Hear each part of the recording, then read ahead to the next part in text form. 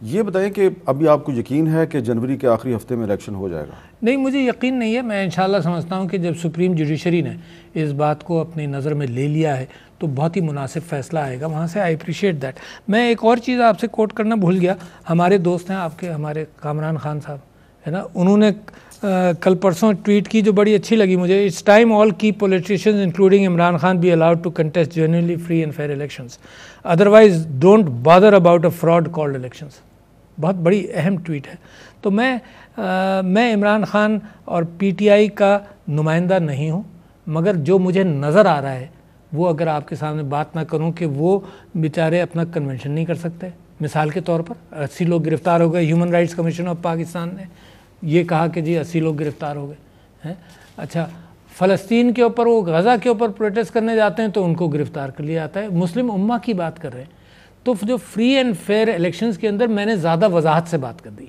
اگر کچھ P D M کی پولیٹیکل پارٹیز بھی کہہ رہی ہیں تو وہ اس وجہ سے بھی کہہ رہی ہیں کہ ان کو ساتھ ذرا سی انفیئرنیس ہو رہی ہے، ان کو تکلیف ہوئی، تو انہوں نے یہ بھی کہا کہ سب کے ساتھ فیئرنیس کی جائے.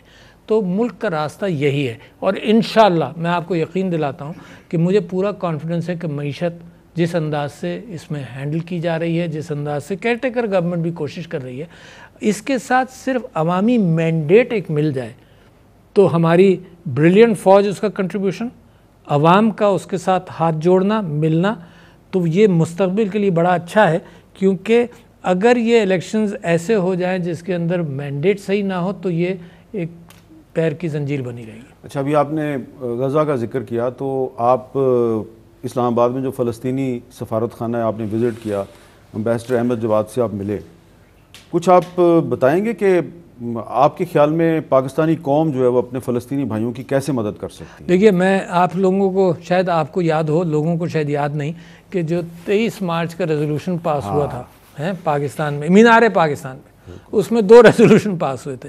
ایک ریزولوشن پاس ہوا تھا پاکستان کے لیے اور ایک ریزولوشن پاس ہوا تھا فلسطین کے لیے. کیونکہ وہاں 1937 سے انگلینڈ نے، برٹن نے، گریٹ برٹن تو کچھ پرابلمز چھوڑ گیا، کچھ کشمیر بھی ہمارے لیے چھوڑ گیا، فلسطین کا پرابلم اوریجنیٹ کیا ہے نا، کیونکہ اس کو مینڈیٹ تھا.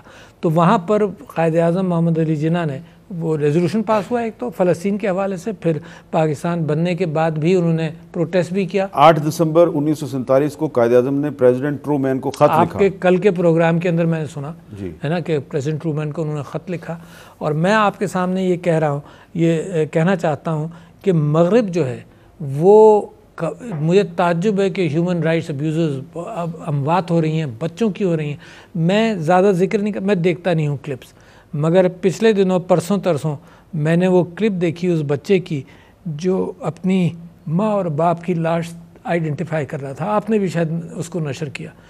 تو اتنا ظلم، جیسے دیکھو بڑوں پر ظلم بھی تکلیف دہ ہوتا ہے چاہے جہاں بھی ہو، مگر بچوں پر ظلم کوئی برداشت نہیں کرتا. یہ جو آپ کی آنکھوں میں بھی آنسو آ گئے اس فلسطینی بچے کے درد کی وجہ سے، آپ کو لگ رہا ہے کہ یہ جو فلسطینی بچوں کے آنسو ہیں، ان آنسوؤں کی وجہ سے ایک انٹرنیشنل لیول پہ پولرائزیشن دوبارہ بڑھے گی اور ہم ایک بہت بڑے بحران کی طرف جا رہے ہیں؟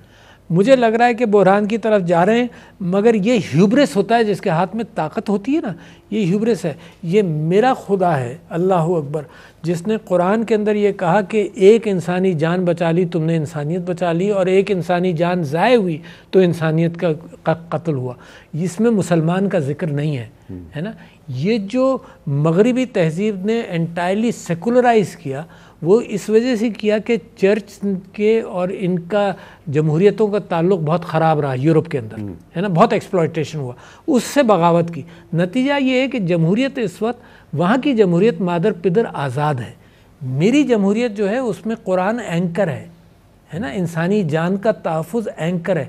وہاں اگر وہ ڈٹرمن کرتے ہیں کہ ساؤتھ امریکہ میں رجیم بدلنی ہے، بدلتے ہیں، قتل و غارت گری ہو، کوئی فکر نہیں کسی کو. ملکوں کو بانٹ دیا، north Korea, south Korea, north Vietnam, south Vietnam, اپنے انٹرسٹ کی خاطر جنگیں ہوتی رہیں، ویتنام، کمبوڈیا، لاؤس، سارا فاریس، انڈونیشیا کے اندر. پھر افریقہ کا آپ حال دیکھیں، آج بھی چل رہا ہے ویسٹڈ انٹرسٹ پر.